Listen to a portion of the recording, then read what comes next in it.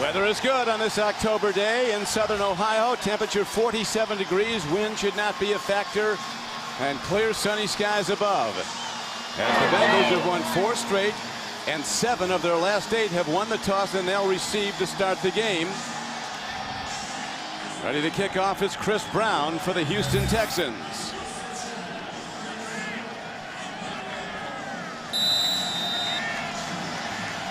Back deep. Andre Caldwell. Deep man for the Bengals. The high spinning kick will be taken at the 9. Change of direction, cut back move, and Caldwell has made some big plays receiving the ball this year. Brings it out across the 30 to the 33. A good starting position for Carson Palmer. First down. To the run they go. And Cedric Benson runs the ball.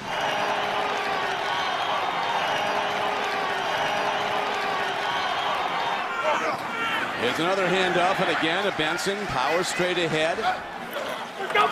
Here's a pitch back, a stretch play they call it. Running with the ball is Benson, and he's out close to the 45. He does have a first down, and the Bengals with the power running game centered around Benson get the first down of this day. Well, nice job coming in motion with the tight end. Coates, he comes in, he gets a crack back block. And then there's that room out there on the outside. You crease the edge. You set the edge like that running-wise for a guy like Cedric Benson. He's going to get 5 easy. That's 3 carries so far for 13 yards. And a first down. Another stretch run play on the pitch back. And again, Benson, a big back from the University of Texas, 5'11", 225. He was the 4th pick overall in the NFL draft by the Chicago Bears. He was there for 3 years, and they actually waved him outright. He was out of football, and he's come back with a vengeance. They really have. I mean, he's enjoying himself. He's loving football again, and that's important. This running game is very complementary to what Carson Palmer does best. He's usually a very good play-action thrower. He's got an incredibly strong arm, and man, can he throw deep. He got a great touch and a great deep ball. Carson Palmer, 6'4", 230 pounds. He might be launching out. He comes and screens the ball to the near side. Nicely executed to Lavernius Coles. Work on the sideline. He's inside the 40-yard line. And Bernard Pollard, one of the safeties for the Texans, finally knocks him out of bounds. A 14-yard gain on the play, Randy.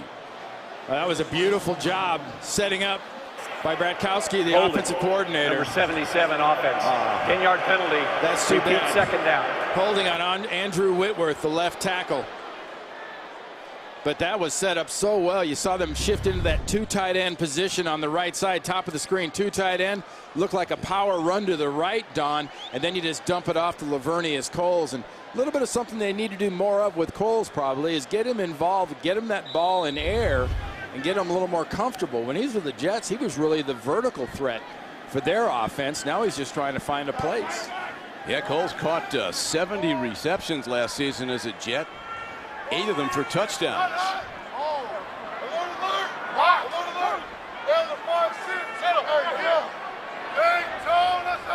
On 2nd and 10, Carson Palmer with a time throw. And the connection is made to Chad Ochocinco. That is his 25th catch of the year. That was a nice job by the offensive line protecting Palmer. Palmer hits that 3rd foot. He gets the ball out. And we talk about a lot of things with old Chad here, but let's recognize what he did do this weekend. It was the threat of not having the 47th sell out. Chad and company stood up and sold out this stadium. That's why it's on TV here locally. Yeah, Chad was like Santa. Yeah, after passing those tickets out. 3rd down, 3rd and 3. Is that Ocho Santa? Ocho Santa. Here is Palmer. There's that long ball and that accuracy downfield. Some contact down the far sideline, but they ruled the coverage was good as Chris Henry was running a deep pattern. Yeah, that was a very, very nice job. Look top of the screen.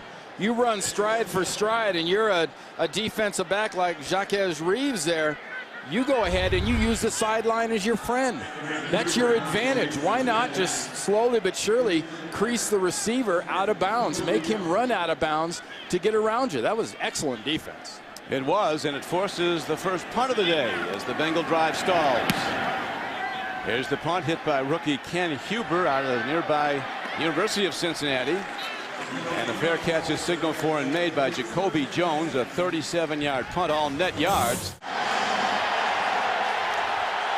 We're back on a sunny day in Southern Ohio. Paul Brown Stadium. Don Criqui with Randy Cross. First possession for the Texans. And their quarterback, Matt Schaub, in the shotgun. Screen the ball. Andre Johnson, he's going to go a long way. He's across midfield, and Andre Johnson is finally banged out of bounds all the way down about the 30-yard line of the Bengals by cornerback Leon Hall. Wonderful call by the coaches, and with Houston, Gary Kubiak and Kyle Shanahan getting the ball in their best players' hands. Nice job up front of getting that really quick block by Anderson. 59 yards to open this game. Showing a little imagination. You don't have a running game? No problem. We'll throw it a short way and have him take a long way. Andre Johnson making his 29th catch of the year, and his per catch average goes way up. He was averaging almost 16 before that.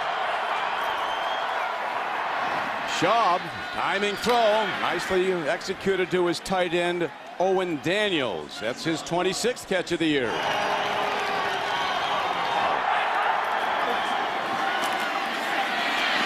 Slayton, second down and 4, just outside the 10-yard line of the Bengals. Schaub, end zone.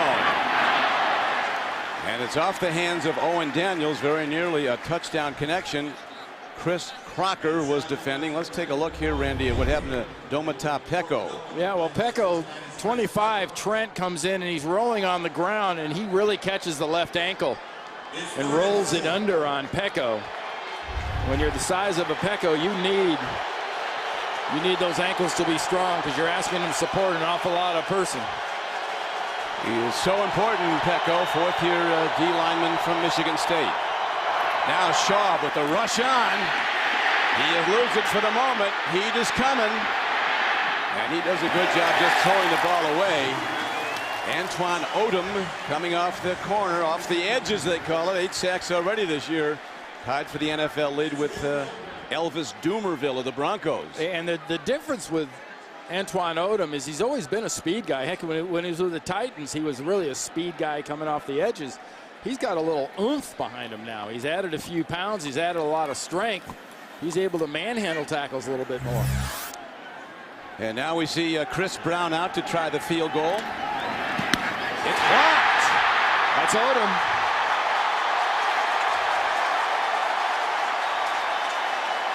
So a huge play as the Bengals deny the Houston Texans points after a great opening drive by the Texans. Here now is in the second possession, under center, Carson Palmer. Good play fake. He's going to air it out. Look at that throw right on target at the 31-yard line. Eugene Wilson comes up and makes the play. We got there a little early. Vernius Coles. That's what the flag, I think, is for, a little early contact on Wilson, but beautiful concentration by Coles and Pass delivery by interference, Palmer. number 26 defense. Penalties decline. First out. Penalties decline, Randy, because of an 18-yard gain on the throw and catch. Let's remember, too, Carson Palmer last week against Baltimore tweaked his left thumb. He's wearing a black glove, and you'll see a piece of tape like suspended between his left index finger and his left thumb that's kind of hold his thumb from going too far. And you'll watch him. He'll hand off all the time with just his right hand. Now Palmer drops, looks over the middle. It's on the hands of tight end and out to the 40-yard line. As it is Daniel Coates making his 9th catch of the year. Yeah, Daniel Coates really is. He really is something. I mean, he's a short-term weapon. I'm sure Carson Palmer would like they would like the rookie to get it more active and chase Kaufman, but he hasn't figured this whole thing out yet, so they have to make do with a short-term tight end weapon. Kaufman, a first-year player to expect a lot of in the future from Missouri. Here's a handoff and a first down run. On second and short, and then the referee, Bill Levy, fires in a penalty marker from off the play from way behind it. Usually, holding, number 88, offense. 10-yard penalty, second down. Yeah, that was called against another tight end, J.P. Pashi. He's the left tight end on the outside right there. See, now that doesn't look like much. Look at the stretch of the jersey. Once Mario Williams' body turned, that fully exposed his chest and the pulling that was going on, and Bill Levy had a perfect view of it. A good old-fashioned leg whip. Good old-fashioned leg whip. Tripping happens sort of down by the ankles and feet. That's where you're tripped. I've never been tripped in the thigh. Right. I get leg whipped in the thigh, but I get tripped down below. I tell you, Bobby Williams is about as strong as anybody in the league. That's got to be a bad feeling to get a leg whipped by him. So in long yardage, 2nd and 21. Carson Palmer throws on target again. Beautifully thrown ball to Andre Caldwell. And he's out across the 30 to the 32-yard line, where middlebacker D'Amico Ryans makes the stop for the Texans, 12-yard gain. Yeah, this is an unusual situation with Andre Caldwell. He's caught his 2 touchdown passes are huge touchdown passes. You know, it's worked out perfectly. Carson Palmer brought him into L.A. last year and worked with him during the offseason, and it's really paid huge dividends. I mean, Chad Ochocinco is the #1 receiver, but don't discount the chemistry between Caldwell and Palmer. Well, Caldwell, that chemistry was really good last week. A touchdown, a winning catch. 22 seconds to play. Here's a throw and a nice breakup. That was Brian Cushing, the first-round draft choice. A terrific defensive play by Cushing, who's the #1 tackler in 4 of the last 5 games. And his goal today is to be the #1 SC linebacker on the field, because on the other side for Cincinnati is their 2nd-round draft pick, Ray Malaluga, an old teammate from USC. And Keith Rivers he's the old vet. I mean, heck, he got out of there in 2006. Yeah, he's a 3rd-year guy. Here's now as a hit downfield on the punt. Jacoby Jones, nowhere to go, nowhere to hide. After the Bengal punt, Texans take over the ball for a 2nd time. Shaw, ball looked like it was tipped to the line of scrimmage. Antoine Odom got a piece of it. Now Slayton looking like the Steve Slayton of a year ago. This season only 231 yards rushing, 3.2 a carry. Next they hit the 59-yard pass play, the screen pass. Now here is Schaub eluding the rush, throwing on the run, and he gets a receiver out across the 45. And was that a penalty marker that flew in? Apparently not. I don't think so. I don't think so. It was a nice job by the Cincinnati defense putting the pressure initially on Schaub and making him get out, but it was an incomplete job, because when you put that kind of pressure on a pocket passer like Schaub, you got to have some face presence. You got to have the defensive tackles taking those lanes away so he can't step up like that and deliver that ball to his receiver. He delivered it for an 11-yard gain. Schaub 3 of 6 for 83 yards in this game. Looking for more. Underneath. Slayton catches the ball, but Keith Rivers is all over it, along with Dhani Jones.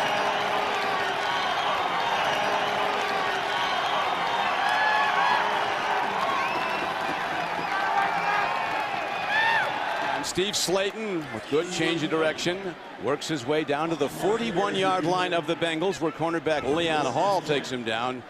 Really good corners, as you were pointing out, Randy, at the outset, and Leon Hall and Jonathan Joseph for the Bengals. Well, if we're calling their names and they're on runs by Steve Slayton, that is not a good sign.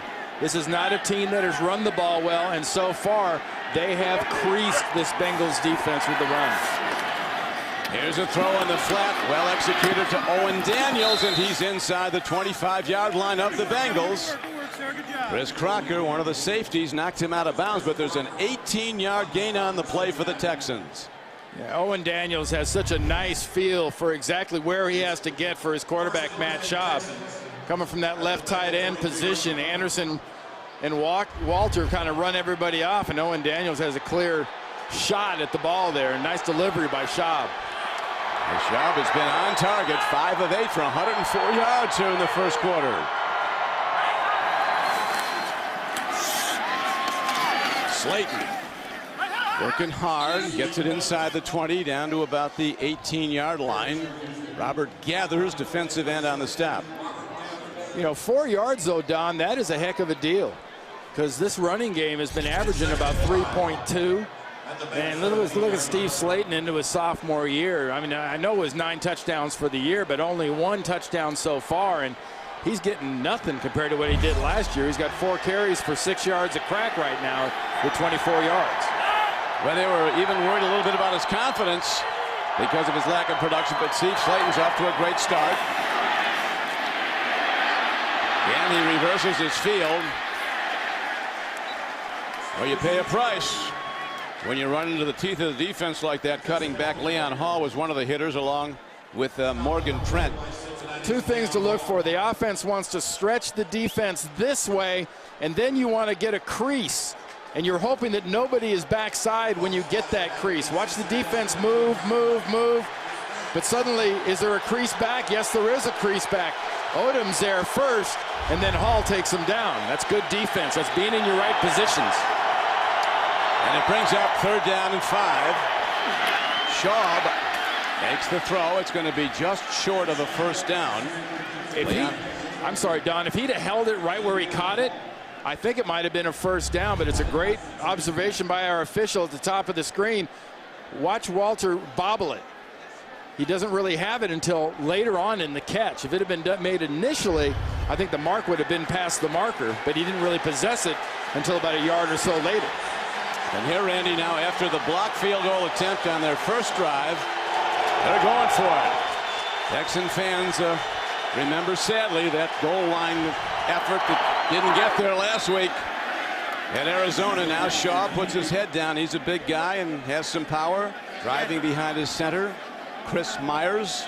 This is a different group up front, I can tell you that, from watching a few games worth of coaches tape on these guys. They're coming off the ball on the offensive line side, much different. Matt Schaub had a nice little bubble, nice little crease to dive through.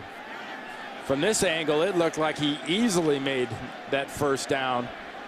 The spot, I think, is going to be right about on the money. This chain should just about split this football. Schaub can get yards on a power dive like that. He's 6'5", 239 pounds. Had some big passing numbers last week in a losing effort for the team at Arizona. Hit 35 of 50 for 371 yards. Talk about a Jekyll and Hyde game of football, man. They couldn't. They were the team that couldn't shoot straight in the first half, and then in the second half, they went nuts on the Arizona Cardinals. Held the Cardinals to almost nothing offensively, and they went crazy on offense and almost enough to win that game. Yeah, they had almost 300 yards offense in the second half and held the Cardinals to 43. Now, Schaub with some great fakes. Daniels is open. Daniels, is he in? He is. Touchdown signal given. So Owen Daniels with the 3rd touchdown catch of the year. And the Texans look good on their second drive. That was all about the football. Watch where the football is as Owen Daniel goes over the pylon into the end zone. His legs get swept out from underneath him, but his upper body and the ball, Malaluga knocks his legs out, but the ball and his upper body are still over the pylon. This will be a great angle here. Ray Malaluga comes in, knocks him, but the ball creases over the pylon for that touchdown. On this drive, Schaub hit 4 of 5 throws. Meanwhile, an important Bengals being looked at, Antoine Odom. We're back.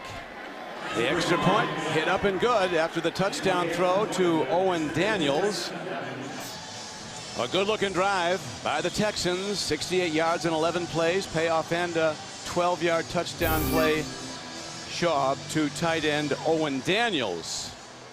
And a very serious loss to the Bengal defense on that drive, because their best pass rusher, one of the best in the league, Antoine Odom, was injured. Yeah, and the word from the Bengals is it's an Achilles tendon and he will not return. That's a shame. Here's the kickoff now. As running it back. Caldwell out across the 35-yard line, close to the 36. As most Achilles injuries are, Antoine Odom's the top left of your screen there, 98.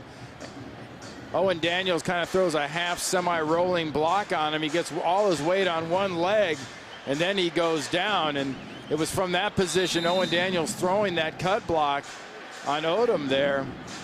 And he just falls in a heap. in front of Matt Schaub, and Owen Daniels goes on to run down the field and score this touchdown. Here's a guy that was tied, is tied really for the sack lead through 5 weeks. Antoine Odom with 8. Oh,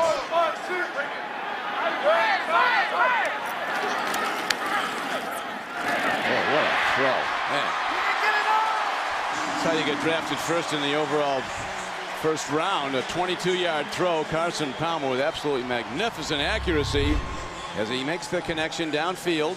I love this. Chad Ochocinco. Hey, Chad, you know, they're going to have this kind of coverage. I'm going to put it on your back shoulder, and it's going to be about 6 feet off the ground. What do you say? Just keep running with it. That was very nice accuracy in a perfect spot for his receiver to run after the catch. And middle backer D'Amico Ryans kept him from running a lot further, making the tackle. But Palmer looks really sharp throwing the ball downfield. They fake the reverse.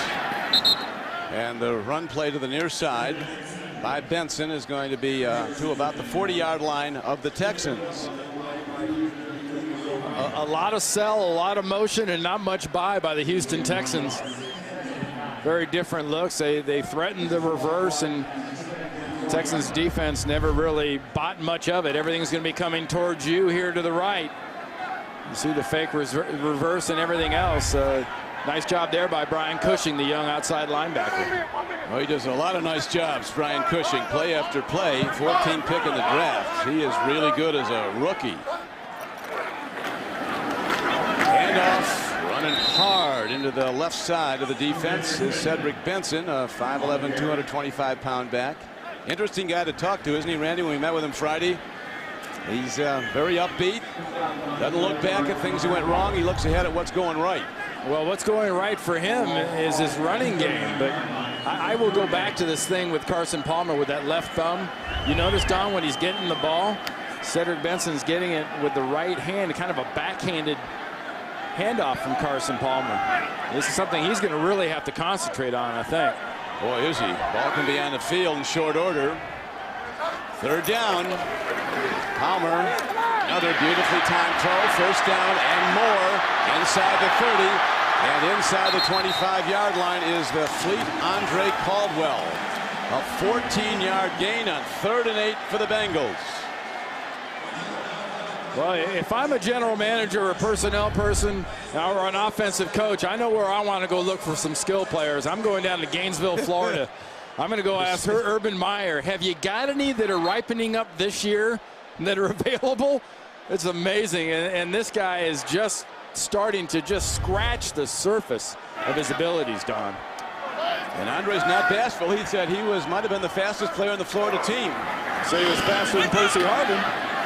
Here is the run straight ahead by Benson again. The more he gets it, the more he likes it. He likes to get it all day long.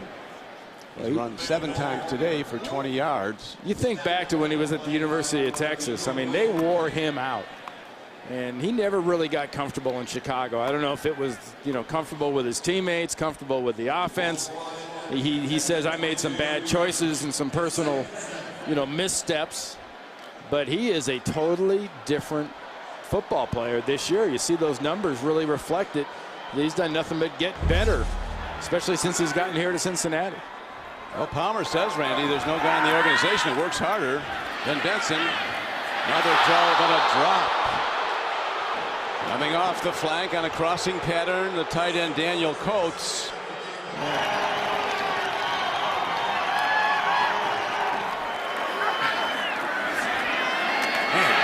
Can this Carson Palmer throw the ball? He drills one in to Andre Caldwell, 12 yards, first down Bengals. Well, put this in your mental calculator, folks. Last summer or last offseason, Andre Caldwell went to Southern California, spent 2 months in L.A. in a hotel. Yeah. He went out a little bit at night, but not much. In a hotel. You think that cost him anything to be around Carson Palmer for all that time? I don't know what he invested, but it's paying off now. See Palmer's passing numbers. Outstanding, 8 of 11 for 103 yards, with the Bengals not yet with points. That just changed. Cedric Benson into the end zone. His fourth rushing touchdown of the season. Well, talk about some beautiful instincts by Cedric Benson. Watch this part of the defense. Cushing shows up in the hole. He cuts back. He sees that whole backside, Don. And great running backs that have that ability, they feel it more than they see it. You see color like Brian Cushing sitting in the hole. You go to crease back, and there was nothing back there to stop him. Here they talk about running back vision. He's got that. The Bengals have come back to tie the game, going 64 yards in 8 plays, a 10-yard Cedric Benson touchdown run, the payoff. And now we're tied at 7-7 as the Bengals are ready to kick off. And ready to boom it downfield is Shane Graham. Andre Davis.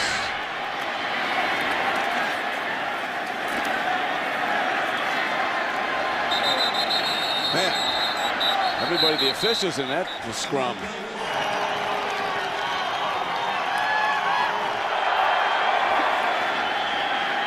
Schaub is well protected, and he throws a strike downfield to Andre Johnson. And what a man Andre Johnson is. That's good for a 12-yard gain. And the drawback, we talked about these corners for Cincinnati Bengals earlier in the game going against Andre Johnson. And you'll see Andre Johnson is going for a while. It's man coverage, but you give Matt Schaub that kind of protection, he will, I mean, Andre Johnson will run himself free eventually. You've got to make Schaub step up. You've got to make him think. Yeah, Schaub has completed 6 straight. Going for a lot. Almost intercepted at the 18-yard line. A diving play on the ball by Leon Hall, and he's slow getting up. He might have landed on that football as he was trying to intercept it. That was a nice job of pressuring Schaub a little bit. That's why that ball came up short, trying to get Andre Johnson all the way down the field. Hall did a great job of trying to catch it. He just, instead of tucking it in, I think he might have landed on the laces. Check out the ball in the stomach. Man. Oof. I don't know if you've ever had the wind knocked out of you or landed flat like this. That can get your undivided attention, because right about now there's no wind in you and you don't really know what to make of it. He's fine now. I think he'll be back out there and be okay, but it does shock you. 2nd and 10 for the Texans. Slayton running hard. Bengals hitting hard, led by Tank Johnson. Well, with no Antoine Odom, with Pecco being out with the knee/ankle, if you're the Houston Texans, you have got to be devoted to this running game. It's easy to look at Cincinnati and say, gee, we love Carson, but look at what Cedric Benson's doing. Matt Schaub needs to feed Steve Slayton. They get this running game going. Everything else just opens up like a flower after that. Well, Slayton's getting a lot of looks today. Here's a downfield throw completed to the tight end, and Owen Daniels is inside the 45-yard line of the Bengals. As Ndukwe, starting at safety for Roy Williams, makes the stop, but he does it 15 yards downfield. Beautiful job. Owen Daniels lined up as basically the right fullback in that formation. He comes out, sees that blitz happening. Matt Schaub does a beautiful job of just lofting that thing out of there and getting it to Owen Daniels before the blitz can get to him. That was an all-out, let's go get the quarterback blitz. Didn't get him. They leave a lot of holes in the secondary when the blitz comes and doesn't get to him. There's Slayton. At 5'9", 215 pounds. Taking head-on hits, delivering them, and Ndukwe gets him down, but there's a 12-yard gain on that play, so they are feeding the ball, Randy, and really getting production. Oh, absolutely. This is a team, we talked about how they had run the ball so well in the past, and they were down about 40 yards. Well, right now, this running game's already accounted for about 42 yards. And counting. And counting, indeed. 7 carries for 41 just for Slayton. Schaub has to eat the ball at the 40. So the main sector went out with an injury, but there's people that can also do it. as they get big pressure on him. Fanene was the man who got through. Yeah, Jonathan Fanene is coming from the left defensive end position. He just creases right around and gets himself a sack, working against Dwayne Brown, the left tackle of the Houston Texans. Already going out with an Achilles injury, Antoine Odom, the outstanding pass rusher for the Bengals. Domata Peko, standout deep tackle. Now questionable his return after he was shaken up earlier. Slayton, look at that play, and Slayton racing towards the end zone. He's going in. What a terrific play by the Texans. Unbelievable. Great run, great everything. But the highlight to me, Dwayne Brown. I just talked about the left tackle, the big guy out of Va-Tech, lines up at left tackle. Watch him sprint out, flat out, just get himself that crease block right there that springs Steve Slayton. That was the block that made that touchdown happen. Beautiful job by the left tackle. Boy, some great game planning's gone on during the week for these Texans, because they're running some terrific plays. And now the point after, bombed up and through by Chris Brown.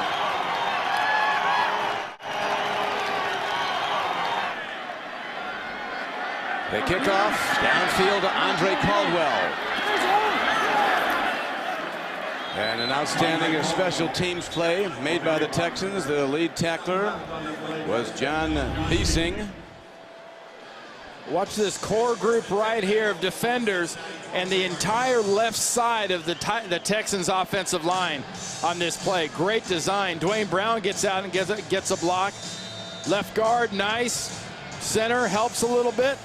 Wide open. Great play design by Gary Kubiak and Kyle Shanahan, and almost flawless execution by that left side by Brown and Studdard and Myers. And a touchdown it is, in a 14-7 lead for the Texans. Benson trying to run wide. Nothing there. Play like that, Randy, picks up the defense too.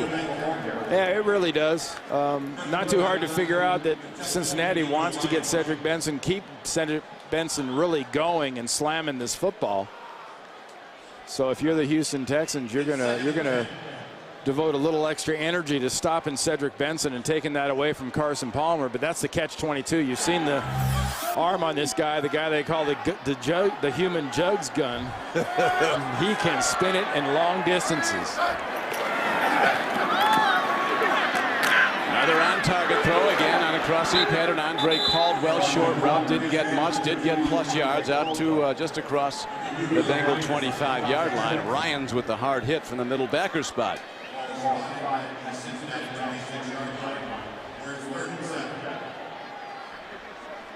So the clock now shows 6:52 to play in the first half. 3rd and 7 arises. Marvin Lewis, coach of the Bengals, as you know, Randy, preaches you've got to win the turnover count, you've got to win 3rd down on either side of the ball. This is a 3rd and long. Well, you're stacking it against yourself if you're going to try to make a steady diet at 3rd and 8. They pick up the blitz. Throw is made, but Caldwell can't come up with it at the 35-yard line. Would have been a first down had he caught it. But the drive is over quickly, and the Bengals have to punt it back to the Texans. Nice job by Bryce McCain working there against Caldwell, just shadowing him the whole time, but that ball seemed to get to Caldwell a little bit sooner than he thought. It really got inside him and on him. He would have never really had a shot at catching it. Bengals really high on this rookie punter from the University of Cincinnati, Ken Huber. There's a good illustration of why, as he booms it back to the 19. Jacoby Jones finds room to run, and he's knocked down all the way out to midfield. Yeah, there's Mike Zimmer, terrific defensive coordinator, coaching with a heavy heart. Lost his wife Vicky a week ago, but he's right back at it and coaching defense hard. His mantra to his defenders, you know, Randy, is nobody wanted us. He's got a lot of free agents on that defense. Yeah, and it was a fabulous illustration. We got to know the Bengals a little bit through Hard Knocks and HBO and NFL films this summer, but you really got a picture inside this organization what a family it really is, what a family a football team really is, by the way they rallied around Mike Zimmer. the night it happened, Marvin Lewis had driven past Mike Zimmer's house. He got a phone call from him. Turned around and went back there and actually helped the police, help everything that went on. And they've really rallied around Mike, Don. They've decided, you know, we're going to be with him. You know, he's going to go out to dinner with him. There's somebody in this organization is constantly with him. And the great term that Marvin used the other day was, we're always going to be hugging on him. Yep. We're always going to be with him. And it's hats off to this organization from top to bottom. They've done a wonderful job in rallying around Mike Zimmer. And hats off to Mike also, the way he's rallied in this tough time. 3rd down and 10 now. Texans at midfield. Schaub's been sharp firing the ball. This one slapped back at him. So the Bengal defense holds. As coming hard on a pass rush and getting a hand up. Looked like Johnson was the guy. Yeah, Michael Johnson, the rookie out of Georgia Tech. Tall drink of water, about 6'6", 6'7", with long arms, and doesn't matter how long your arms are, if the quarterback, when you jump, has to throw the ball into your face. You've got some pretty good ups to go with that size, Michael, and good job of rushing, and just what that Mike Zimmer defense needed was a stop. Yeah, that's the first 3 and out for the Houston offense today. Here's a punt hit downfield, fair caught inside the 15-yard line by Quan Cosby. And they're leading today are the Texans.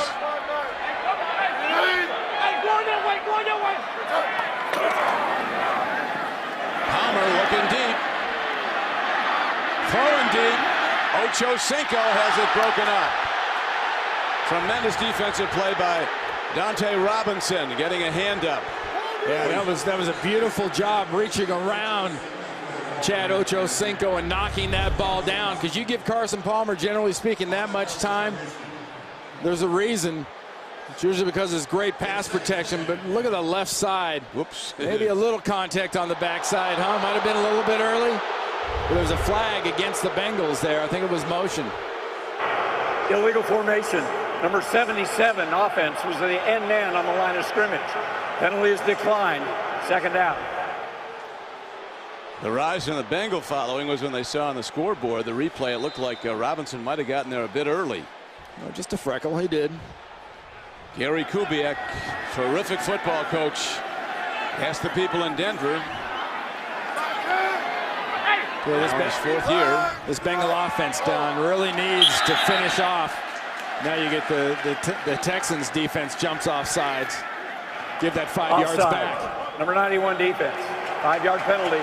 1st down. Excuse me, 2nd down. Now you're familiar with the term, like some people call it different things, and you're going to see the jump off there by Amobi Okoye inside. The 3-minute offense, the 4-minute offense. We all know what a 2-minute offense is. Here's a case where it's 4 minutes and 28 seconds left. They need to keep the ball the rest of this half. Carson Palmer needs to get Marvin Lewis's football team in scoring position now. Don't give the ball back to the Texans. 2nd down coming up. 2nd and 5. They're the best team in the league, scoring in the last 2 minutes of a half. Boy, are they. Like part of the game plan, these thrilling finishes. Benson runs. Okoye, we saw a bit ago there, Randy, in the previous play. Bengal coaches rate him as one of the top inside pass rushers in the NFL. Well, the lights kind of come on for Amobi Okoye. You know, #1 draft pick, I believe, when he was at Louisville. When he got drafted, he was 19 years old. And he's now in his 3rd year, and it's starting to become more of a reflex action. He's thinking much less. He's just playing. Bill Kolar, his new defensive line coach, is one of the best. I'm sure he's got something to do with it. Bengal fans remember Bill Kolar, and here is a 3rd and short. And I don't know if they got the needed. Don't think so. That's short. They only needed about a foot or a little more, and there you have it. They get penetration to the Texans. They shut it down. You know who got the first hit on him and hit him in the backfield was the rookie, Brian Cushing, 56, the linebacker. Comes underneath the tight end, blocked by Coates. He gets the initial pop with the shoulder. He slows him down just enough for the rest of the defense to rally inside. Boy, Cushing's been making plays from day one. Here is a booming punt hit downfield again. Kevin Huber driving the ball deep. And it's going to be out of bounds at about the 28-yard line. So Huber, a directional punt by Kevin Huber, and it's out of bounds. And now the Texans ready to go on offense from their 28-yard line. Well, the first 3 and out on the last possession for this Bengals defense. They definitely need to blunt this Houston offense right now. A lot of confidence in Matt Schaub and company with over 220 yards already. There's Schaub running out of time and doing the wise thing, throwing it right over to his bench. Out of the tackle box, looking at a former Bengal, Kevin Waller. He spent 3 years, Kevin Waller did, with the Bengals. Yeah, Matt doesn't end up throwing the ball sort of when you say at the bench, as in the guys that are sitting around the bench or standing on the sideline. He literally throws this ball to the bench. I think it's the first thing it hit when it landed on the ground. See the play selection so far for the Texans. 10 runs, 17 passes. For them this year, that's balanced. Yeah, Schaub is at 10 passes. He has 185 yards passing and 2 touchdowns in this game. There's another to Andre Johnson. Those corners are so wary of Andre Johnson when he turns out like that, because he goes out and up, and he's on his way. How about that strength of Andre Johnson? Nice. You know, we joked a little bit in the open about, you know, that play last week against Arizona. He does not go down easy, and I know it's his job to score a touchdown and catch footballs, but that run he had last week at the second touchdown against the Cardinals was a thing of beauty for a wide receiver. There aren't many in the league that can do that. That is for certain. Andre Johnson already has 517 career receptions for the Texans. He's in his 7th year. This time off target. Johnson running a slant, and Leon Hall had him covered. The ball flies incomplete overhead, and the Texans will punt. Beautiful job by Leon Hall handling Andre Johnson, being physical with a physical guy. That's really nice technique by Leon Hall, the corner out of Michigan. He gets in his face and he doesn't let him go. Very good punter. Had one bad one last week at Arizona, 29-yarder that led to a Cardinal touchdown. And I was just a little bit wrong, I guess, with my timing. Last time the Bengals had the ball, I guess I was speaking too soon. I forgot they were getting down now to their quality time with 2:19 left. They don't get any sense of urgency to this offense until a half or a game is about over. Like they say in Cincinnati, if the games were 58 minutes long, they'd be 1-4, 4-1 because of their last-minute heroics.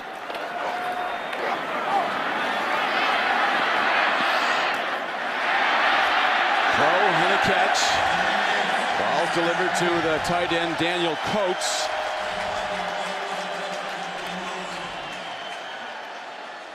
Brings up 2nd down and a long 2 as we're down to the 2-minute warning. With Randy Cross, this is Don Criqui back at Cincinnati. Bengals have the ball, trailing the Texans by 7. 2 minutes to go in the first half. Carson Palmer, 10 of 15, throwing the ball for 115 yards, but he's been outdone by the Houston QB, Matt Schaub, who's thrown for 193 so far in the first half. Another case, you know, you get second and really short, and you get really almost nothing. It sets up third and really short. This time they get there. It'll be first down. Clock running though. 1:35 to play now. A timeout. We're back. 1:35 to play in the first half. Bengals down by 7 on their home field. Palmer stands in, steps up, lets it go long. Man is open. Ocho Cinco on a 50-yard connection with Carson Palmer. Well, if you just want to take a little clip of a ball traveling through the air, an oblong-shaped object like a football, and put it in a time capsule, that was an almost perfect pass by Carson Palmer to Chad Ochocinco. Now Palmer buying some time with his legs, looking to fire. And the ball was tipped before it got to his intended receiver. He was looking at Chris Henry, running a mirror pattern, going the same side that he was scrambling to. It was Glover Quinn that tipped that ball, but Chad Ochocinco lined up on the left side and just catches that thing flat out. And if it's not for Robinson there, the cornerback, just getting a heel, that's a touchdown, and Chad's creative juices are turned loose. There's no telling what he'd do. And Randy, as you well know, that's a tough corner to beat too. Dante Robinson. He takes the other team's best receiver game after game. Second and goal. Again, Palmer forced it on. Can he run it in? Why not throw it? They'll feed in. Yes, they were. Touchdown, Cincinnati. With 48 seconds to play in the half. Lavernius Coles. Well, good for Lavernius Coles. They spent a lot of money here in the offseason bringing this receiver in from the New York Jets as a free agent, and we've seen him as involved today in the offense as he's been. Has the presence of mind to stay in bounds, because I thought for a second he might have stepped out on the end line. He's in, he's in, he's in, he catches it. There's one, there's two, there's six. There is six indeed. So Palmer on that drive, 3 of 4 for 66 yards, including the 50-yard pass to Ochocinco. Extra point is up and good. And we are tied up at 14 in Cincinnati. Marvin Lewis feeling better about things in his 7th year. Well, you're really asking for serious trouble if you let a Carson Palmer get out of the pocket. I mean, he's not known as the most active quarterback. He's sort of debunking maybe a little bit of that with the running he's done this year at times, but still, that's showing some bad defensive form, letting a real pocket quarterback get out and beat you with a scramble. And inside 2 minutes is Bengal time, as again they score inside 2 minutes to tie the game. 48 seconds to play in the first half. Don, they now have 48 points in the last 2 minutes of the half or game. 31 of those points come in the end of the game, the end of the fourth quarter. And as you were talking about at the outset of the show, it really all began the end of last season when they won that 3-game winning streak. Yeah, Marvin Lewis had to identify those that were buying in. He knew he had one at quarterback. Carson Palmer last year had that elbow injury, wasn't able to be around. Ryan Fitzgerald played a lot, but he knew he had Chad Ochocinco. He had some very good offensive linemen. He had to sort of take a toll. Yeah, Marvin says we upgraded our team at almost every position, and we know who our leaders are. Well, one of them is the guy throwing the ball, that's for sure. Andre Davis returning the kickoff. And he's out close to the 30. You know, football fans I hear from all the time that say, TV guys gush too much about quarterbacks. I get sick and tired of hearing about quarterbacks. Well, the reality is if you don't have one, and even Houston with the numbers that Matt Schaub's putting up, they're not positive they have one yet. If you don't have a guy like Palmer, you aren't going to win a championship. You might luck into one, but you're not going to win one unless you got a guy that can throw like that. Well, Schaub makes another completion. That to Andre Johnson. Schaub now almost up to 200 yards passing in the first half. Well, Johnson last year, 115 catches, #1 in the NFL, almost 1,600 yards. And 8 touchdowns. He has 4 touchdown catches already this year. Schaub standing up. And he comes in low to Andre Johnson with 28 seconds to play in the half. Chris Crocker was defending for the Bengals. Yeah, I think we see it. If you watch a lot of NFL football, the team that really does this the best is probably Pittsburgh, where you watch quarterbacks scooch up. Big Ben Roethlisberger will make more room for himself and buy time for his receivers by scooching up in the pocket, letting the rush go by him. Not really running, just sort of moving around in the pocket. That's what Schaub's going to have to do, because we've already seen Palmer do it pretty effectively. Oh, really effectively. Schaub throws. Bengal defense is back, keeping stuff in front of them with very little time left. Down to 18 seconds left as their timeout is signaled for.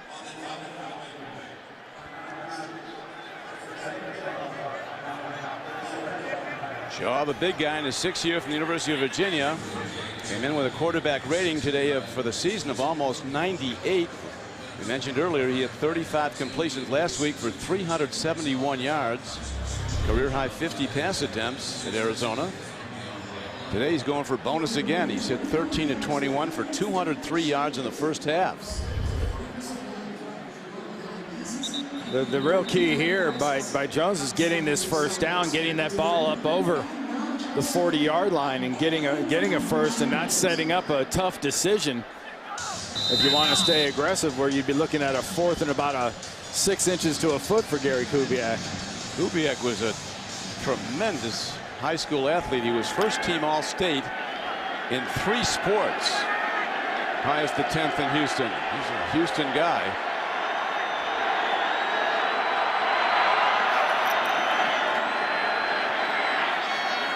Downfield throw, and it's picked.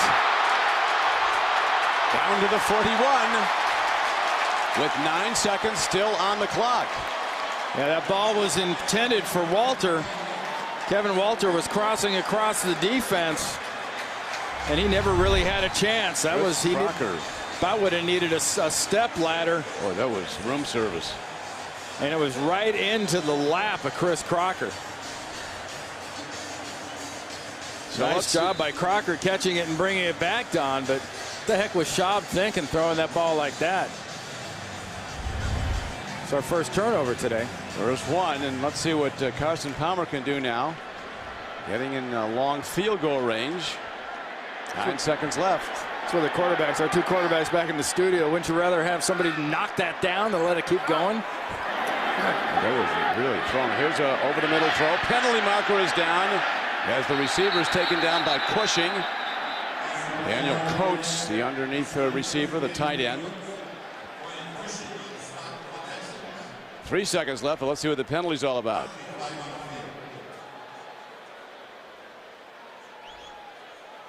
The spot is at the 32-yard line. Daniel Coates is coming off the Offside. field hurt. Number 96 defense lined up in the neutral zone. Penalty is declined. 2nd down and 1.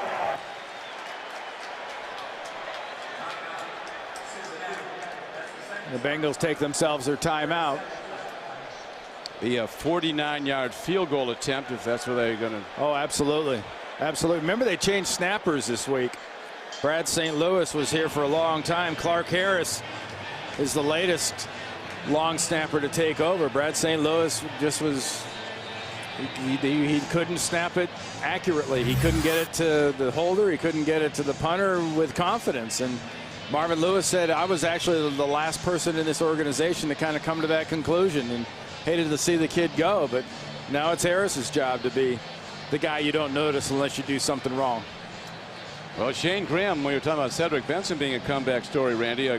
Shane Graham is one also. He was released 5 times by different teams, and now he's number 2 all-time in field goal accuracy. That's in NFL history, 86% plus. 4 of 7 this season. Be a 50-yarder with the ball is set down. Got plenty of leg. Man. Right down the middle. Right down the middle. And for the first time today, the Bengals are in the lead as we come to halftime. Bengals will kick it off. Graham, who boomed that 50-yard field goal on the closing play of the first half to give the Bengals their first lead, ready to kick it off.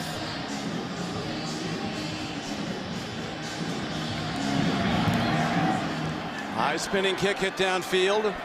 Andre Davis from the 17. Works behind his blockers to get close to the 34-yard line. And here comes Matt Schaub after a first half that saw him throw for 203 yards. And there are the other possessions. And that first one is the one you keep wanting to say in the back of your mind, you know, isn't this game tied? But you have to remember, Antoine Odom, before he had that Achilles injury, blocked that field goal. And a nice drive by Matt Schaub right off the bat. Let's see if he can generate another one. Checks down over the middle to Slayton and gets good production out of a check down pass. Everybody deep was covered, and the ball is out close to the 48-yard line for a first down on the play, a 15-yard gain. Man, it's a beautiful, beautiful job by Matt Schaub. Just sort of presence of mind. You know where your people are. Wasn't necessarily a screen. He just had a little check through. The back was there. There was nothing down the field because of coverage, and you were able to dump it off.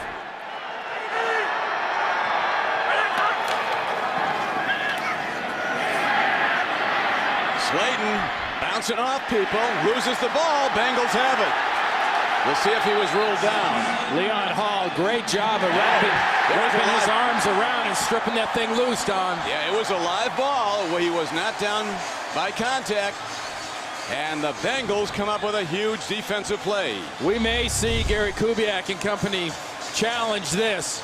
Watch the whole way. Watch the knee. When the ball comes out. It's out. You kind of want to say, was he on top of Hall? But Yes. does his knee come down right there? Oh. Is that right knee down before the ball comes out? That's the perfect angle you just saw on the red challenge flag. Gary Kubiak, I thought, agreed with what we just sort of came to. In fact, he agreed so much that flag almost made it all the way to midfield. You know, Don, we were talking about it going to commercial there.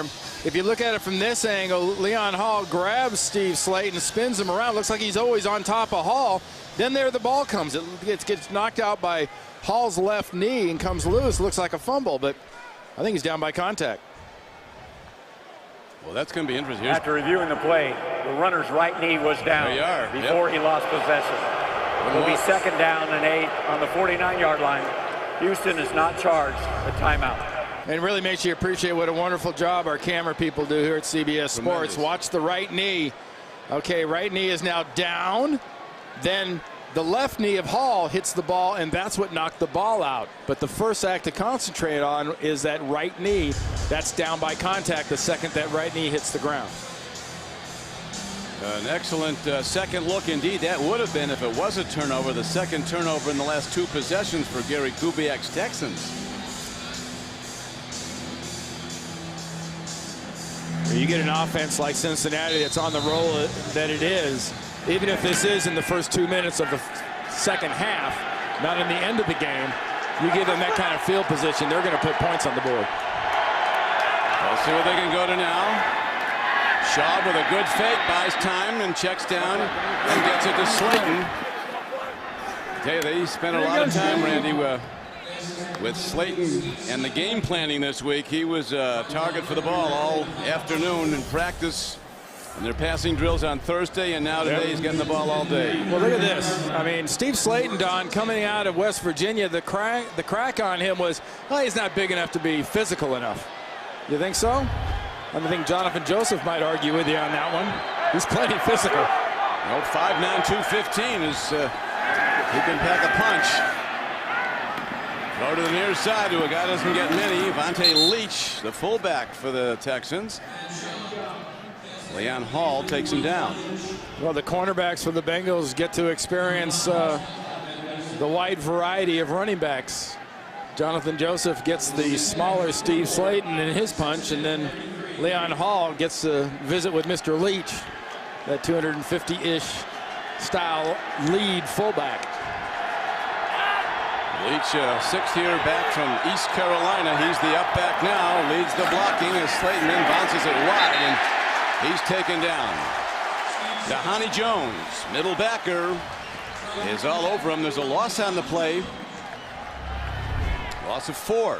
So there's the difference. In the first half, the Houston offense was creasing into and causing a little bit of a bubble on that Bengals defense. On that play there, led by Dhani Jones, in the inside of that defense, the bubble was in the backfield of the Houston Texans. Great penetration and great defense by the Bengals on that one on the run.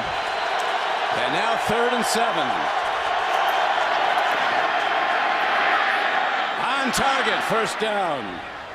The ex-Bengal Kevin Walter comes across, makes the play. 13 yards. Kevin Walter gets down the field very well, but this is his bread and butter.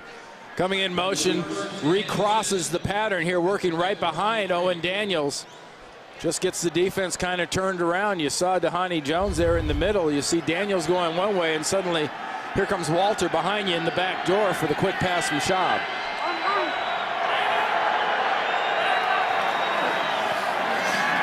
Great play fake. Open receiver. Touchdown Texans. Jacoby Jones coming off the flank. What terrific ball faking by Schaub. Wide open receiver, and he drills a fastball right on his hands. A 23-yard scoring play. And in this league, against a quarterback that throws for the kind of yards that Matt Schaub does, if you blow a coverage, if you have this big a mistake and you let a receiver run right by you, that's the price you're going to pay. Crocker in this defense deep, and Dukwe and company, they can't afford to bite like that, and that's the price you do if you do bite like that. And Schaub off with a hot hand start here in the third quarter. We're back to Paul Brown Stadium, where Matt Schaub and the Texans have just taken back the lead with a 66-yard drive in 7 plays. Payoff end, 23-yard scoring strike in the end zone to Jacoby Jones, and now Chris Brown is ready to kick off for the Texans.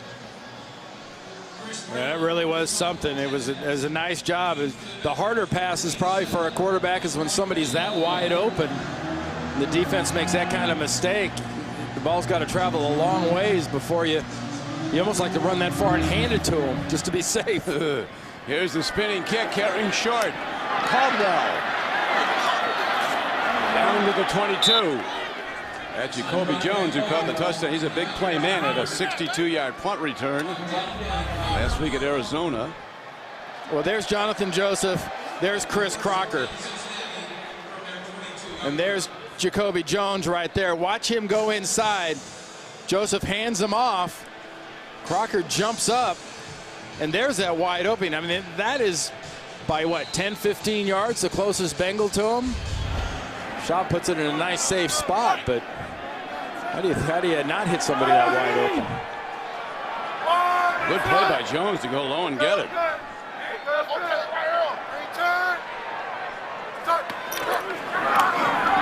Palmer wants to get some right away.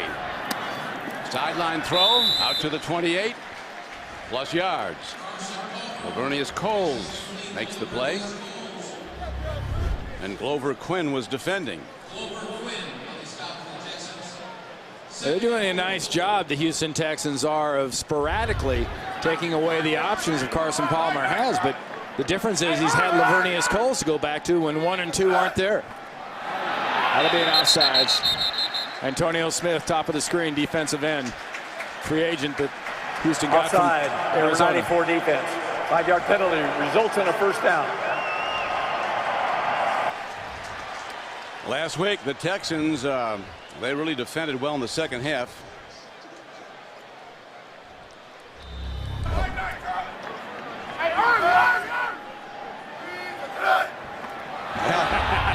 That bark got him. Little inflection. Great audio. Out of live action. And to the run.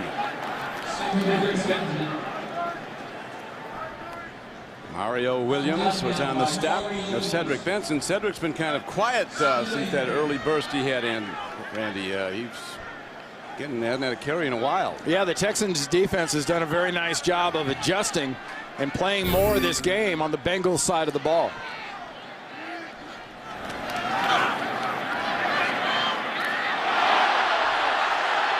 Oh, they're going to call Dante Robinson there for interference. Remember earlier in the first half, that backhand hand you didn't see that we thought he might have been there a little early? Could have had a little tug of cloth on that one. Pass interference, number 23 defense. First down, spot of a foul.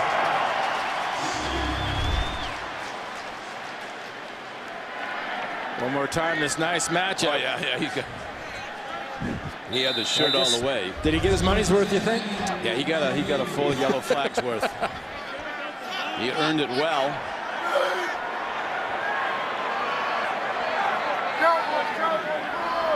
Bengals led once in this game. They took the lead on the last play of the first half, a 50-yard field goal by Shane Graham. And the Texans come out and score. Now the Bengals trying to get it back. Really a good catch to the wrong side. Fumble, too. Yeah, the ball is live. Officials are running with it. I think that ball was knocked out before Coates was down. It was a heck of a catch. But as soon as he spun around to run, he got hit by 3 different sides. Carson Palmer does a very nice job of avoiding the rush, stepping up, but he spins this thing out, spins his tight end around, And when he turns, he's down.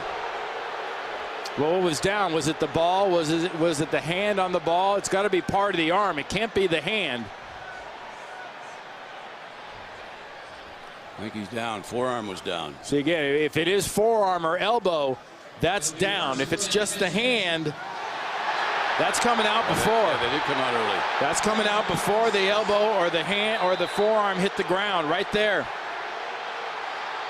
That was being forced out. That was Cushing making that contact with his knee. Don't waste a challenge here. Schaub, crossing pattern down to the 42-yard line of the Bengals as he hits the ex-Bengal Kevin Walters. The crowd really doesn't like it. The crowd thought that one definitely should have been challenged by Cincinnati, but it's one of the advantages you all have at home and we have up here is seeing those multiple replays where there was a good decision by Marvin Lewis not to challenge. Not to challenge that fumble. It was, because it was out.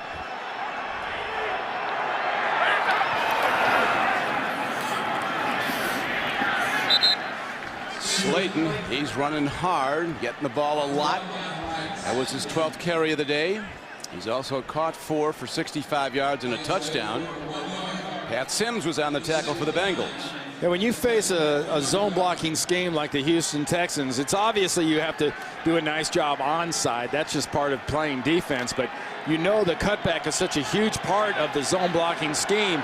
You've really got to have your P's and Q's hammered down backside. Well, Schaub trying to escape being hammered down as he finally is knocked down at the 40. Got to the line of scrimmage, so it's not a sack.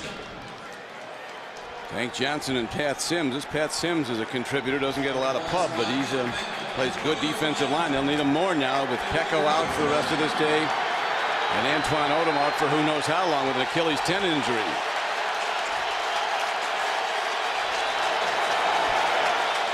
Little different alignment. 93, Michael Johnson's in at left defensive tackle. Schaub gets the ball away, no receiver near it. Bengals looking for it, but goes as an incomplete pass, and the punt unit will come out for Houston. Tank Johnson does a very nice job of pressing into Matt Schaub's face, and then Michael Johnson, who I talked about, came around on the stunt, and that's who got in Matt Schaub's face as far as where he wanted to throw it. He had to get rid of it because of Sims, and he couldn't really throw it to anybody because he had Johnson right in his grill. And Matt Turk ready to boom the punt down. It bounces into the end zone, and there is a penalty marker down. Turk's got to be disappointed with himself kicking that thing cleanly into the end zone by 7 or 8 yards.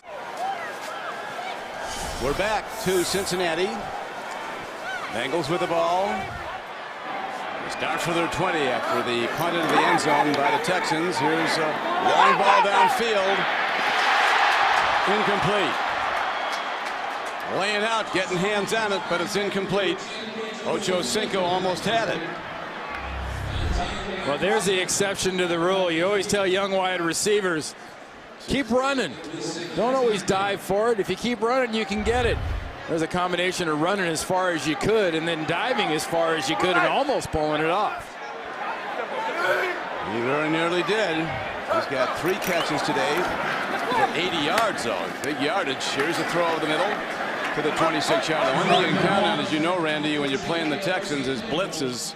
They blitz about as much as any team in the league under new defensive coordinator Frank Bush. And I tell you one thing that blitzing Texans defense can count on too with a guy like Chad Ochocinco.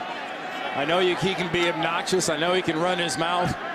And you're going to have a chance to hit him. But as hard as you want to hit him, Ray Lewis proved that last week. Hit him as hard as you want.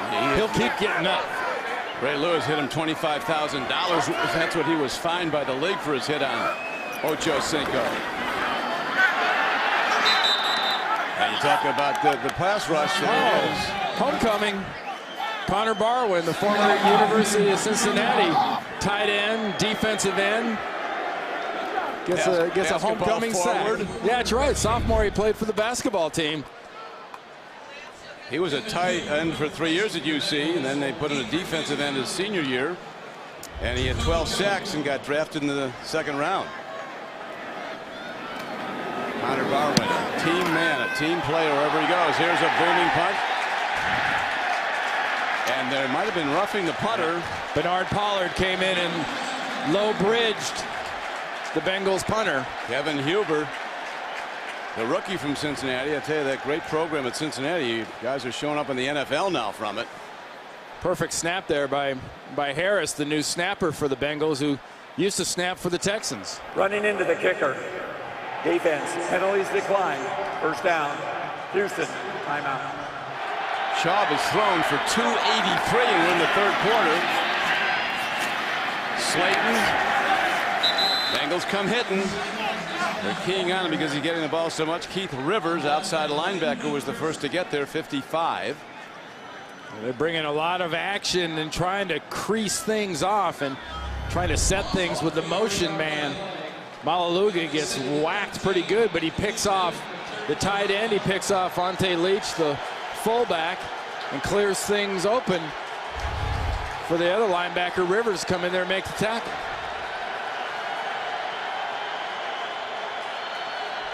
Under center, Matt Schaub on 2nd and 13. Oh, it's pitch and catch for the Texans today. Andre Johnson on the receiving end, a 20-yard connection. Hey, you couldn't ask for a quieter, more unassuming superstar in this league than Andre Johnson.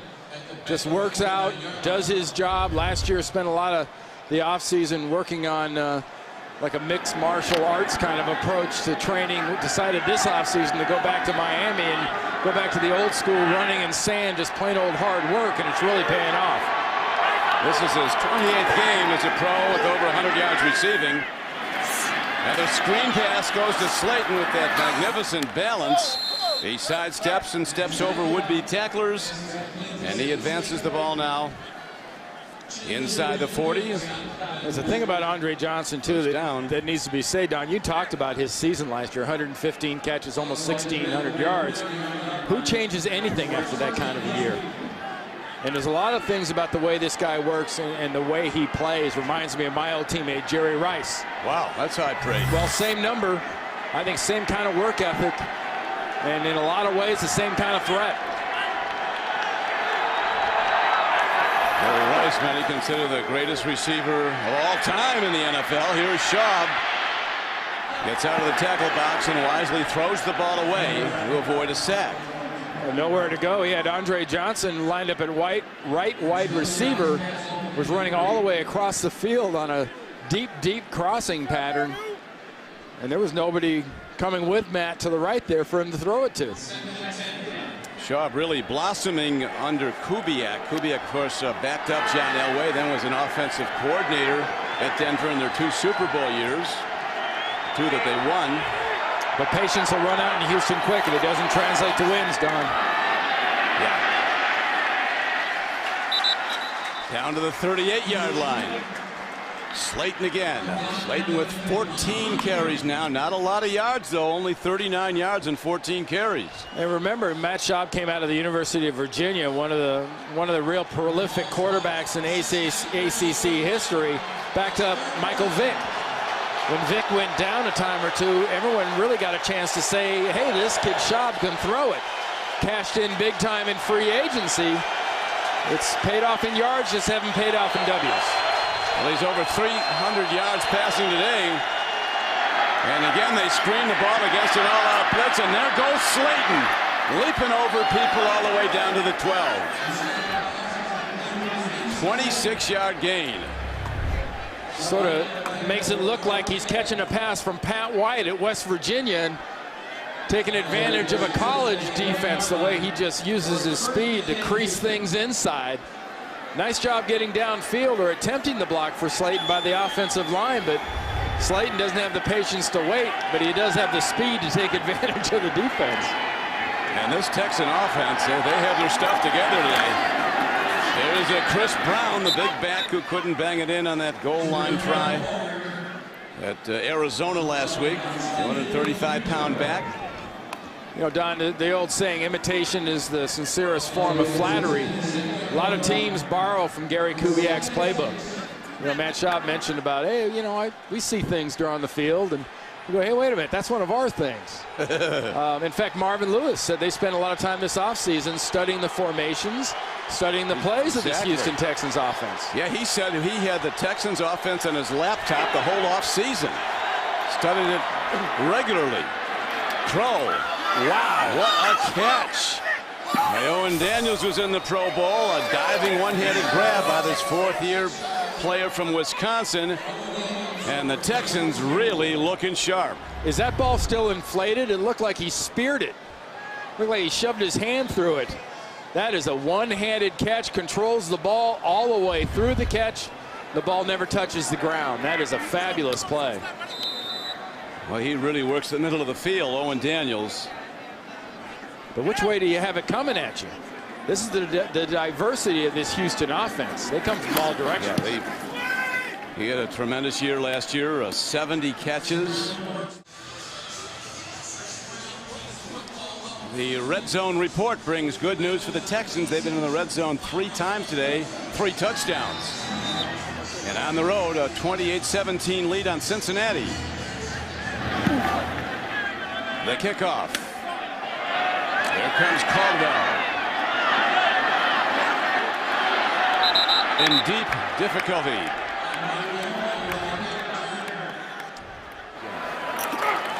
That is correct. And here is a really nicely executed screen, but even a better defensive play. As the Texans are playing with really a vengeance today. Dante Robinson comes in and upends the receiver, and well, they say the Bengals have you right where they want you when they're trailing in the fourth quarter, but that's going to have to dig out of a hole again today. At some point, you're going to dig too deep. Yeah, what you just saw, though, Don, that's kind of how Dante Robinson rolls. That's how he plays corner. He is aggressive, and he'll keep being aggressive too.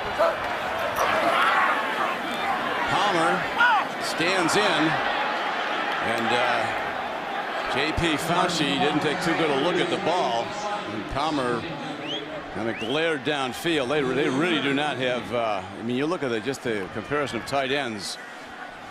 The Texans tight end Owen Daniels, he's a threat every down. Well, even Joel Dreesen and the rookie James Casey out of Rice, that isn't even active. That won't even hit the field today is something.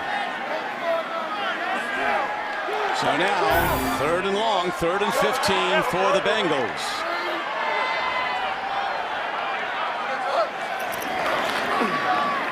They come with a 3-man rush. And off the hands of the receiver at the 17-yard line, Andre Caldwell, normally sure-handed, couldn't bring it down. And the Texans going to get good field position here. And we're here at the end of the 3rd quarter. Obviously not in the sweet spot of the Bengals time on the clock wise for coming back, but you can stretch this cardiac cats thing only so far. Eventually it is going to come back and it is going to bite you square on the butt. Texans come with a light rush, set up a return, a big booming punt. There is Jacoby Jones, and good special teams play by the Bengals. Texans will start from their 37, a 58-yard punt on just a 5-yard return. Beautiful coverage down the field by Rashad Genty on that punt coverage. Got a flag down on the field right about the tail of the Bengal there on the 43-yard line. After the play was over, personal foul and necessary roughness. Number 34 of the kicking team. 15-yard penalty from the dead ball spot. First down. That against Curious Hebert. Just you gotta keep your cool. You gotta. It's dumb. It's not playing smart football. And don't think, if you've never played this game, that players can't be goaded and they can't be prodded into making those kind of mistakes. Because you just saw it happen, and it happens a lot during the season. They will goad you if they can. I tell you, one of those yellow flags and a personal foul call can change the whole game. You want to give this offense this kind of field position, really? If for the Bengals defense, I don't think so. With Schaub heading towards 400 yards passing as he Goes to a running play to Slayton again. Slayton has his first 100-yard receiving game of his career. He's got 6 catches for 102 today. Well, if you want to say for a football team, in order to win, your stars have to be stars. That's happening in spades right now for the Houston Texans.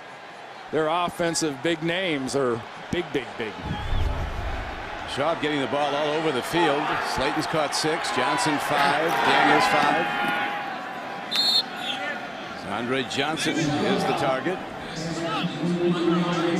Andre Johnson now with 6 catches, over 100 yards for the day.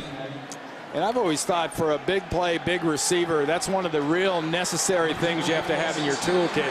You have to be able to make those tough, short catches, because that gives your intermediate routes more viability. It gives your ability to get down the field.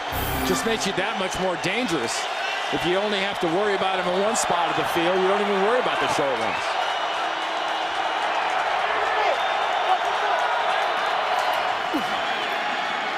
Here comes the heat. Schaub gets it away and almost a pick 6. Oh, Jonathan Joseph was breaking on that ball. He broke before Andre Johnson broke. And Jonathan is a dangerous man. He's had an interception in each of the last 3 games. Yeah, last week Cromartie took that thing back to the house. Rogers Cromartie from Arizona. Yep. He jumped just like that, and it was a touchdown for him. And oh, Jonathan Joseph's going to see that in his sleep. Boy, there's a piece of heroic work. And alive.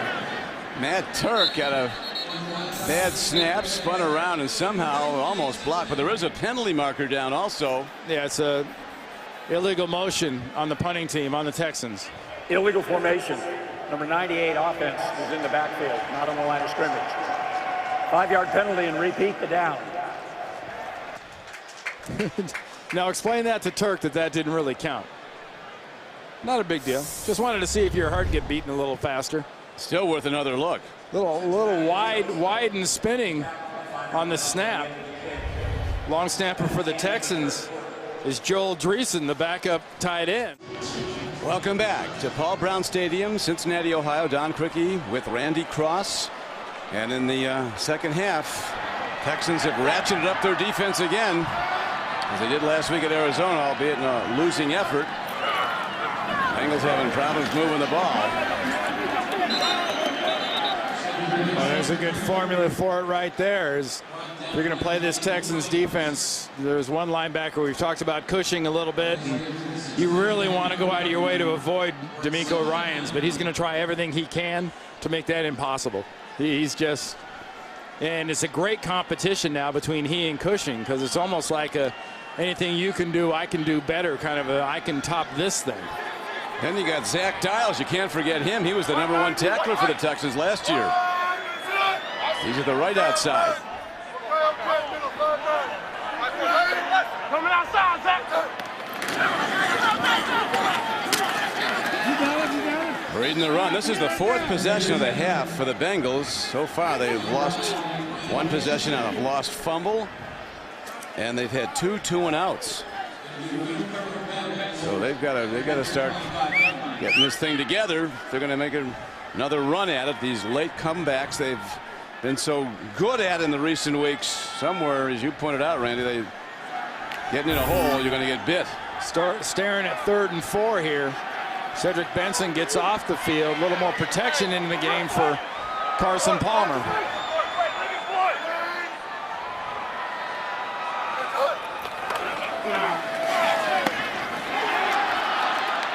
Make that 3 3-and-outs. 1 turnover and 3 3-and-outs now for the Bengals offense. Lavernius Coles knocks that one down. Jock Reeves is the man covering. And Jock Reeves does a good job of raking his arms across, but he rakes it across his chest after the ball's already left. Lavernius Coles has already rejected it by then. And Jacoby Jones is now back for the Texans. You'd think they may be starting to run the ball with this lead in the 4th quarter. If they can. Yeah. Kevin Huber booms another punt to the 22. Man, a lot. You can hear that up here. The Houston Texans badly in need of a win, coming in at 2-3, playing some superior football today under Coach Kubiak, taking a 28-17 lead. And with the ball again now, their defense shutting down the Bengals here in the second half. What a fake, what a play. Ball was down the sure hands of Andre Johnson. Everybody bought the fake up the middle.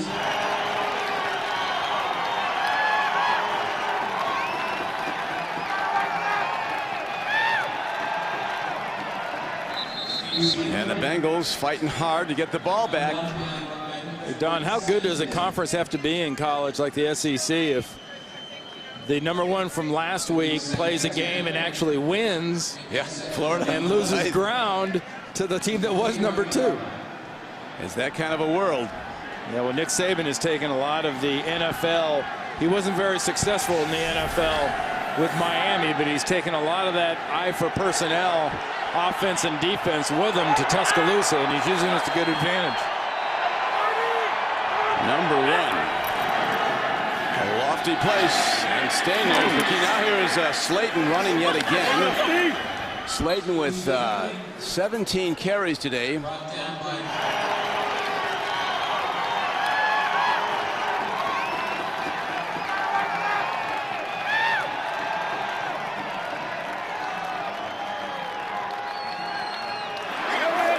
Boy, that is pro football pass offense. Yes, I do. At its best right there, though. Timing through that ball was in the air before Johnson made his outbreak. And it's a 13-yard gain. I tell you, the Texans, this is a good-looking football team. These guys share a brain. I mean, Matt Schaub and Andre Johnson, when it comes to running routes, it comes to when the ball's going to be there. This is just one of those combinations in the league. And Gary Kubiak went out of his way to get Matt Schaub in here, get himself this style of quarterback to give Andre Johnson a chance to put up these kind of stats, and it's worked pretty well.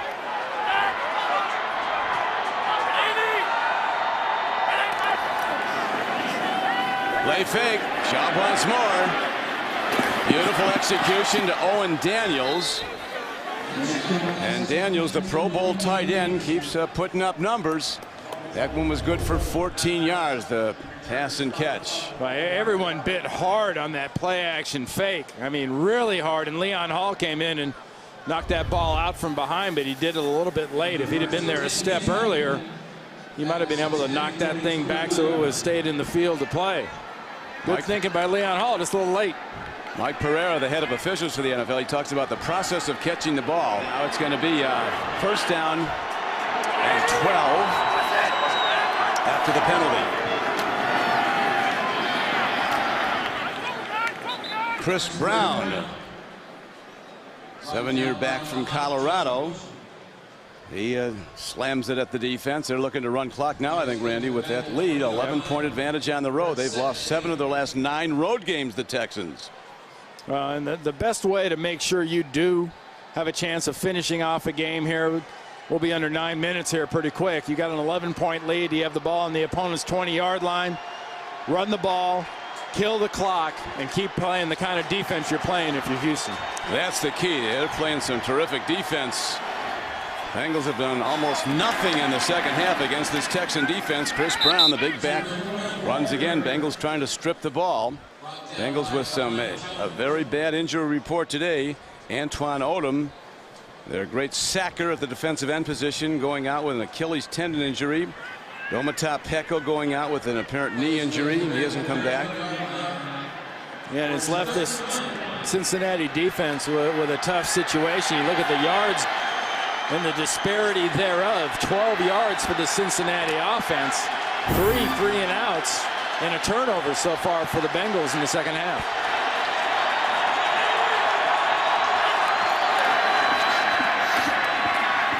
Brown running hard and gets down to the 12-yard line. It looks to be a first down. Yeah, that'll be a first down. Chris Brown, who initially was doing his work for the Tennessee Titans, playing for Jeff Fisher, came here as a free agent. I'm sure he had designs on having a chance to be the man. And they drafted this Steve Slayton guy out of West Virginia, and Slayton caught everybody's eye to the extent that Brown is now kind of a change of pace guy. Kubiak, lamenting about the inconsistency of his team, but today they've really shown consistency in every area of the game. This is their best game this season, and now they get the ball to their tight end, Owen Daniels. Shaw, boy, he's quick to check down to him if there's nothing open down the field. Well, they did a nice job of setting up another play with Dwayne Brown out, leading on a little flip screen on the backside, but they weren't able to clear that through Ray Malaluga, who did a wonderful job. Watch him. He'll come from the left side of your screen. The ball will be flipped out, and here comes Malaluga, 59. Whack. A 58. Right through him. Tackle. Grab. He's down. That was a form situation in the open field. Schaub is 15 of 18 throwing the ball here in the second half. Timeout, Houston. Don Criqui with Randy Cross back at Cincinnati. Matt Schaub engineering a terrific offensive day for the Bengals. He's thrown for 392 so far and 4 touchdowns. Slayton heading towards the end zone and down to the 2. It's going to be a holding call, I think, against Houston. Number 83 offense. 10-yard penalty. Repeat second down. Very important, Randy. The Bengals got to stop here and force at best a field goal, because that would they score another touchdown, it would be 3 scores needed by Marvin Lewis and his Bengals to come back in this. Which, if you've watched these Bengals at all this season, nothing's really out of the question. But you've made your work right now hard enough, having it to be 11 points, potentially 14 with a field goal. But you need a field goal at worst case scenario here.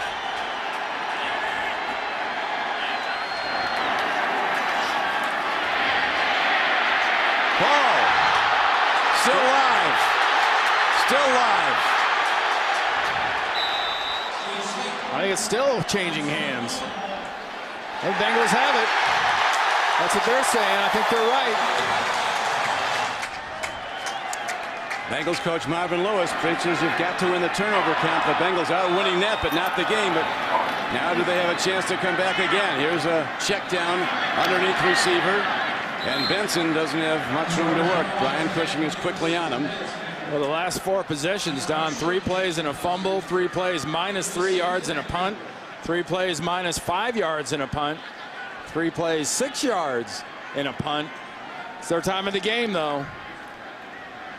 It's got to start happening right now, because Is that ball loose? It might be loose again. There's people going for it. Looked like it was stripped away as he was falling down.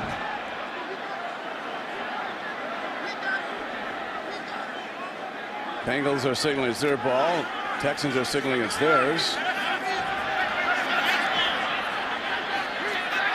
Texans got it. So very quickly, the Bengal advantage on getting the ball back on a turnover is quickly lost as they turn it right back over. Well, it was Pollard again. Pollard, who had run into the kicker. He was the one that ran into Brady's leg, his knee last year. When he was with Kansas City, yeah. Yeah, you see that ball as he was going down to the ground. It was being torn out by Cushing. Catch the ball. This is Fashi. That ball's being ripped out by the linebackers while he's on his way to the ground, but does the ball clearly come out before his backside hits the ground? Well, the Texans ready to run the ball here now with the 11-point lead. Handoff goes to Chris Brown, and a penalty marker's fired in. Stops the clock with 5:32 left to play. And the Texans in the lead, 28-17. Keith Rivers made that tackle. Holding. Number 81 offense. 10-yard penalty. Repeat first down. Hold against Owen Daniels, working on the outside. That's the one thing about being a tight end or a wide receiver. When a play comes to you like that, you're in front of God and country. You have to keep your hands in. And when that player spins away from you, it's your instinct to hold on, but you've got to let go, because as soon as that player spins, it's pretty obvious what's going on inside, and that's usually going to result in a holding call. First thing he's done wrong, he's had a great day catching the ball. 7 catches, 78 yards, 2 touchdowns for Daniels. And the Texans send the ball right at The Bengal defense with Chris Brown, the carrier, Keith Rivers, the tackler. A pretty simple goal right here for the Houston Texans. It's just first downs. And it's keeping the ball inside. If you have an option and you can't handle the ball on this series for the Texans, do not go out of bounds. Gary Kubiak and his coaching staff work on this situation. You're trying to kill this clock. You're trying to get first downs. You'd love points, but the clock is the most important thing. Clock determines, and it's working against the Bengals right now. Another run, another Chris Brown carry. We're back. Look at the time of possession in this half. Absolute domination in time of possession by the Texans, and they're on the scoreboard with an 11-point lead. Chris Brown, he's got a mandate: protect the ball, get what you can, but keep the clock ticking. Brandon Johnson was on the stop. Next for the Houston Texans, they'll be at home to play the 49ers, a team you know something about, Randy. Oh, absolutely, and it'll be the NFL debut of their #1 pick, Michael Crabtree. Talk about getting a start in the comfort zone. Had his great career at Texas Tech. Gets to come back down to the heart of Texas and make his NFL debut. It'll be quite the scene. I'm going to predict the 49ers are going to have problems at Reliance Stadium. This Texan team, if they keep this going, this is a good football team. Offense, 5-yard penalty. Correction. Bengals are home against the Bears next week. There you go. Yeah, Cincinnati's gets the Chicago Bears, and Matt Schaub and company is one thing. Jay Cutler's giving his Chicago Bears football team quite a different little pop too. Matt Forte in that running game will give these Bengals all they want, and then Cutler can throw it anywhere from any spot on the field. Yeah, you can hit moving targets with that big arm. Here's an spinning punt, and now they try to down it. They cannot. It goes into the end zone for a touchback. And comes out to the 20, but now time really working against the Bengals. Just 3:37 left to play, and they got to dig out of an 11-point hole. There's no foul for holding on the play. It'll be first down Cincinnati at the 20. They get their middle backer, Postlesny, back today, the Bills.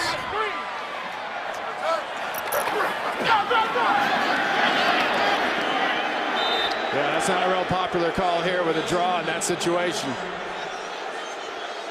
Down by 11 points with 3.5 minutes to go. You've got to start moving this thing down the field.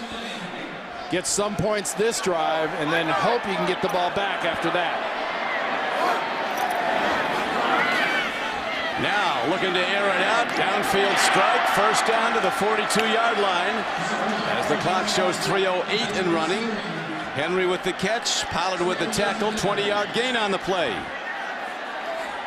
And isn't it fun watching the ball go 25, 30 yards in the air, and it never even thinks about dropping? It's like he's throwing a baseball. Another perfect out pattern to Ochocinco. His 5th catch of the day. Now it's just a little thing, but that would have been a perfect opportunity to spin the other way, get out of bounds, and stop the clock. Ochocinco goes over 100 yards receiving for the day.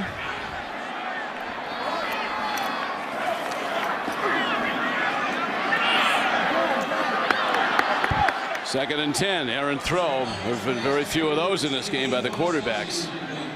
It just looks like a different football team when you get in the end of the half and the end of the game. It's like they don't really hammer down and concentrate until their heart starts beating a little bit faster. In fact, when everyone else's heart beats faster, Carson Palmer's looks like his whole pulse slows down. They say maybe that's his greatest attribute, even more than his arm, is his poise under pressure. He does not get worked up about things. He stays under control, keeps his team that way, but now he's really got work to do if the Bengals are to continue their winning streak. Palmer on target to the 38-yard line. It's Andre Caldwell on that catch, Don, and he might be sort of the missing ingredient.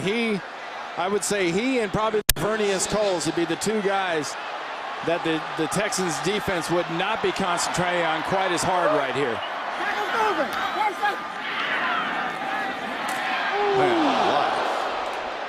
It's Andre Caldwell, the big hit by Dante Robinson. He caught it, though. We're back at Cincinnati. Don Criqui with Randy Cross. Bengals fighting hard now to try to come back yet again. Down by 11 to the Texans. They're in the scoring zone. Don, we've already seen a 50-yarder out of Graham. This is in the scoring zone for them. The time factor. Throw and an interception by Brian Cushing. A wide receiver can't catch a ball better than that. Oh, we always talk about a receiver not letting a ball get into his body and snagging the ball. Watch 56 right here.